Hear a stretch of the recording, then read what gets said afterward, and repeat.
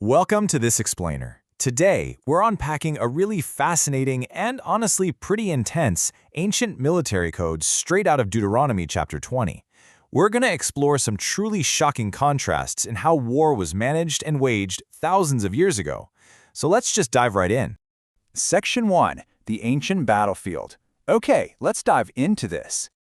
Picture this. You're facing a massive enemy force. They've got terrifying technology for the era. We're talking horses, chariots, the works, and a population far larger than your own. In the face of those overwhelming odds, this military strategy actually starts directly with the mind.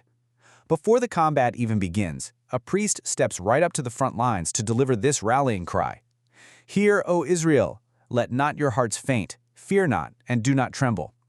Notice how it immediately focuses on psychological prep?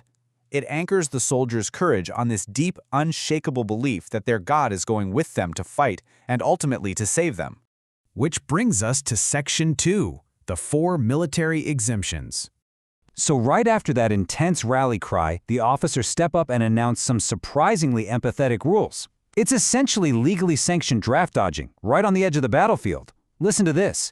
If a man built a new house but hadn't dedicated it yet, or planted a vineyard but hadn't eaten any of the grapes, or maybe he was engaged to a wife but not yet married, he was literally told to just go home. The code actually protects these crucial, everyday human milestones from being stolen by a sudden death in battle, making sure some other man doesn't just swoop in and take them. Oh, and that fourth one, if a soldier is simply fearful and faint-hearted, he's dismissed too. Why? To prevent his panic from spreading like wildfire and causing his brothers in arms to lose heart as well. Pretty pragmatic, right? Moving on to Section 3, distant versus nearby enemies. Let's move to and see how this builds. Now, don't let those compassionate exemptions fool you. The brutal reality of ancient conflict is about to take center stage. This text outlines a stark, dramatic shift in military policy, depending entirely on exactly who the enemy is. When engaging cities that are very far away, they follow a strict 3-step protocol. Step 1, you proclaim peace to the city. Step 2, well, if they accept, the people become tributaries. Essentially, they serve you. But Step 3, if they reject peace and choose war, you besiege the city, smite the males with the sword, and then take the women, the little ones, the cattle, and all the spoils for yourself.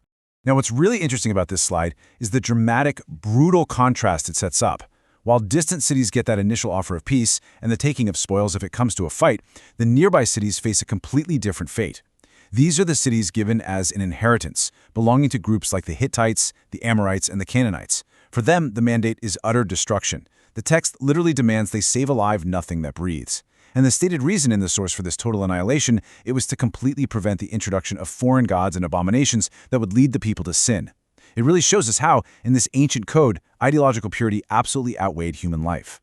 And finally, Section 4, the fruit tree paradox. Right in the middle of these uncompromising, devastating siege instructions, the text suddenly shifts focus to a fascinating ecological boundary. It's this siege ecological law.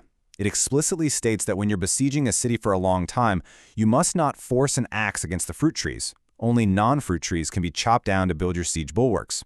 The rationale here is highly practical, but honestly, it's profoundly stated. Fruit trees provide meat, or food, and as the text explains, the tree of the field is man's life. Therefore, they have to be preserved, even right in the middle of a massive military operation. So this leaves us with a really striking juxtaposition. Why did this ancient military code carefully spare the fruit trees to protect man's life, while, in the very same breath, demanding the absolute total destruction of those nearby cities? It's a jarring, intense contrast, and it makes this historical source absolutely fascinating to explore and unpack. I want you to just think on that tension for a bit. I really hope this explainer has given you a clear window into the incredible complexities of ancient history. Keep seeking and keep learning.